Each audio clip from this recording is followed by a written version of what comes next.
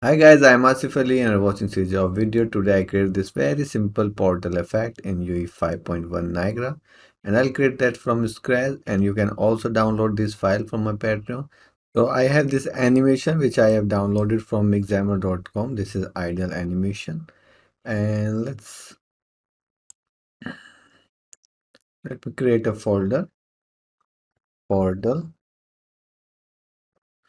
and then I need to create a disk FX for that portal. So let's create a Niagara.